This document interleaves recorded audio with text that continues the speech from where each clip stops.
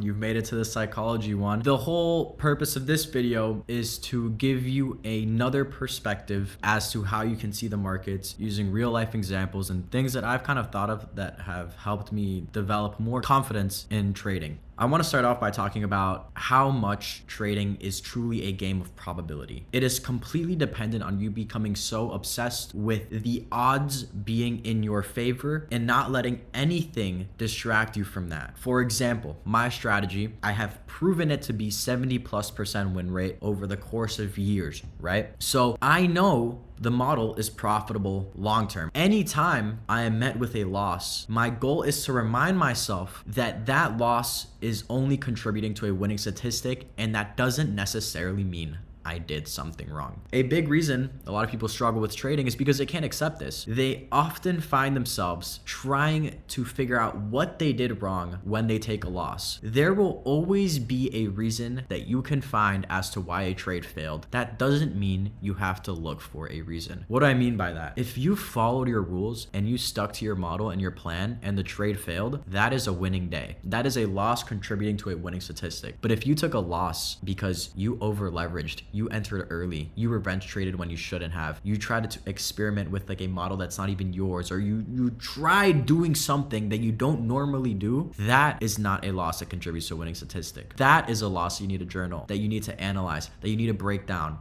And it's almost usually going to be something psychological, unless you truthfully miss something technical, but that's really rarely the case. Anytime before I go into trade, you will hear me say, oh my God, I love this trade. This trade looks so good. That is how you need to be. You need to have so much conviction and confidence in your trade before going into it that you're just eager to get in it. You're so eager to get in it. You can sit back and be like, yup, this is going to play out. And sometimes it's going to fail. And it's fine. That's part of it. But when it fails, at least I knew that I felt so good about that trade going into it. And I liked everything that I saw and it checked all the boxes. So I'm not going to question it now that it's failed. I'm going to sit there, accept the loss, and move forward. Every day that I go into the markets, my goal is, what is the highest probability trade I can take here? Are the odds truthfully very much in my favor? How can I stack as much probability in my favor? So by asking myself these questions, I'm forcing myself to find the trade that is most likely to play out. And as long as I'm always taking a trade that has the odds in its favor using the technicals that I know and everything, then I'm going to be profitable. A lot of the times people will say, hey Patty, can you rate this trade that I took? Why did this fail? And I will ask them,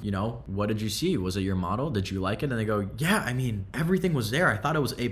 How did it fail? And I'm like, well, an A+ model is still gonna have losses. When someone tells you this strategy wins 70% of the time, what does that mean? It means 70% of the time that you take an A+ setup, it is going to play out, but 30% of the time it is going to fail. And 100% of the time, it was an A+ setup. And you learn to increase your probability. You learn to increase your stats through trial and error and through just market application every day. You start to recognize market conditions that aren't ideal with your strategy, right? So after you've traded your model 500 times and you notice on the days that Powell speaks, the delivery is really bad and it's not good for my model because I tend to get stop rated a lot. And that's something that can't necessarily be taught. I mean, you can try to back to stuff like that, but that ties into like building discretion, building narratives, building perspective in the market through application. You have to think about trading a winning model like this. Now hear me out. If I tell you that every morning between 9:30 to 11 a.m. you put bird food on your windowsill, and if it's a sunny day and the temperature is around 70 to 80 degrees, then there is a 70% chance a bird will show up and eat that bird food. As long as you follow that, the bird should show up 70% of the time. But if one day you're like, I kind of have something to do, so I'm not going to be home at 9:30 to 11, let me just try to leave the bird food out at 7:30 a.m. instead of 9:30. Well, now you're not going to be utilizing that 70% statistic of the bird showing up because you've changed the conditions now. You've sort of messed with the parameters. And so now, because you're trying it at 7:30, it's no longer going to be a 70% chance that the bird shows up. It's going to be like a 50% chance. It still might be sunny around 70 to 80 degrees, but it's not the ideal time. It's not the time that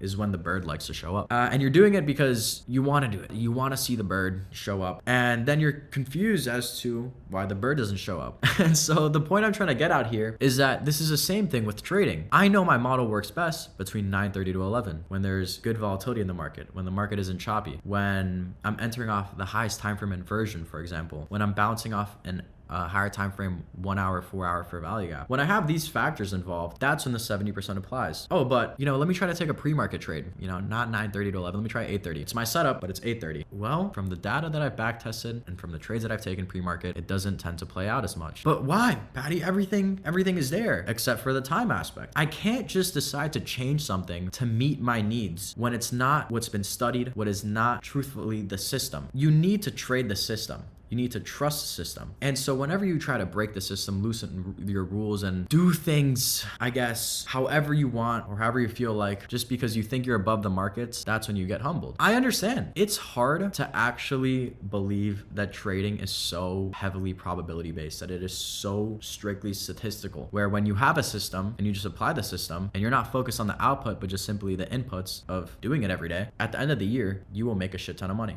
What is another example I tell people? If you were offered a job, let's say I was hiring you, right? And I told you, your only task is that from 9:30 to 11, you're gonna take this trading setup, right? You're gonna take this setup every single day from 9:30 to 11 for a year. You're not gonna know what the result is. I don't care if the trade plays out or if it doesn't. I don't need you to tell me that. I don't need you to tell me if it's a win or a loss. All I need you to do is take this setup if it presents between 9:30 to 11. You do that every day for a year, risking 1%, then I will pay you $300,000 at the end of the year.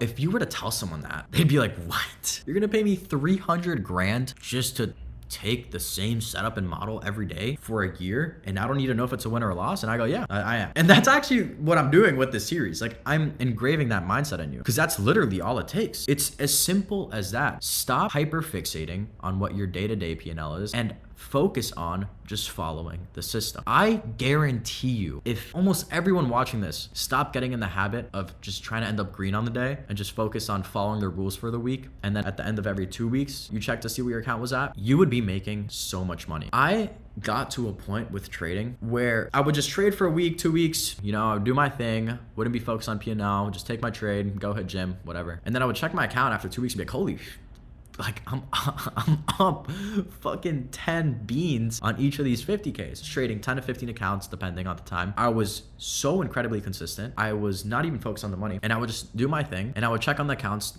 2 weeks later after trading, and maybe not all of them, but for the most part, 80% of them are eligible for payout. For those accounts that weren't eligible, I wouldn't sit there and be like, how can I catch a trade really quick so they're all eligible for payout? No, I wouldn't do that. I would pay the accounts that had to get paid out, and then another 2 weeks would go by. I don't care if I was one trade away from a payout on some of these accounts. I would still trade for another 2 weeks, right? Just doing my thing. Trading, whatever, not looking at P&L, check again. Well, now all those accounts that weren't eligible before are eligible now. When I started treating trading not like it was a job, but sort of this task that I just had to do in the morning, that's when things became easier. That's when I started finding peace with trading, where I really, for once, could capitalize off the time freedom, where I wasn't letting my P&L dictate my day, where I wasn't letting, the amount of money I needed to make or how much money I was up on the month determine my mood. It was engraved into my routine. It had just blended into my life so seamlessly. It felt so systematic. And I will say, it wasn't as fun anymore. But that's what growth in trading is. It's realizing that when trading is fun, it's really when you're just gambling, when you're taking risk and relying on luck, when you're breaking your rules and you're excited to see if it's going to result in a win. And sure, having fun is nice, but it's not sustainable with a skill like trading. You can definitely have fun though.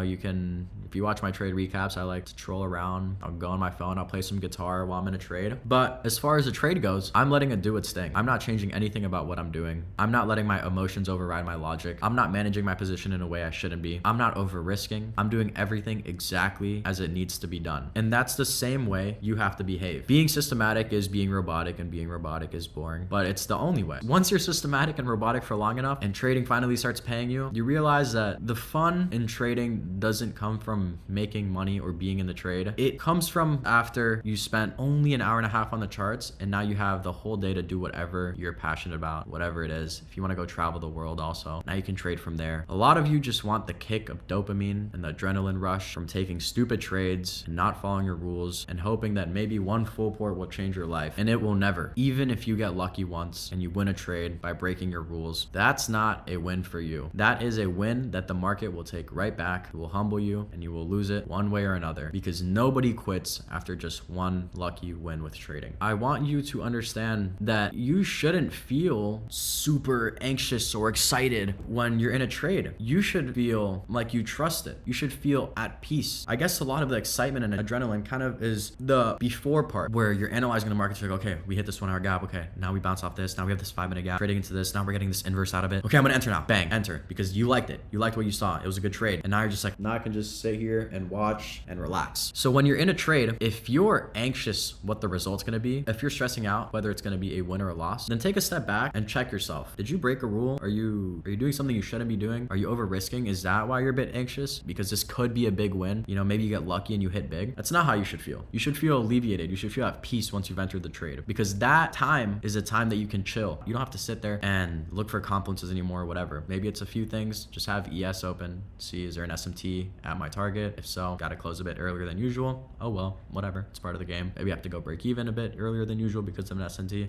But aside from that, you know, I don't care what happens between the stop loss and the TP. All of that is complete noise. All I cared about, and all I do care about, is that I followed my rules going into this trade. And you know, an easy way to do that is ask yourself before you enter the trade, would I be mad at myself if this failed? And that answers a lot of questions. If you would be mad at yourself because the trade failed, then you know you did something wrong. You know you broke a rule. It's very blatant that you're taking something you don't have high conviction in. But if you can answer, no, I wouldn't be mad if this failed. It's a great trade. That's all that matters. Then you did something right. You shouldn't be worried. You should just let the trade do its thing. The second you start worrying about the trade, after you have already decided that you liked it and entered it, now you're letting your emotions override your logic. Now you're gambling. Now you're fucking with the probability. I don't expect you to be systematic overnight, to be fully convicted in a model, because at the end of the day, your mind is a muscle and it needs to be trained just like anything else. You have to force yourself to follow your rules. You know, and the first week is going to be hard. Second week is going to be a little bit less hard. After a month, it's going to be relatively easy. After a few months of doing it, you're no longer going to question things. Trading is a language in the same way that when you're learning a language at first, you start by, you know, memorizing words and phrases. Oh, how to say hello, how to say goodbye, how to order food. But once you do it enough, you don't have to think about it anymore. You're fluent. And trading is the same exact way. And the only way to be fluent is to have full confidence in the game of probability.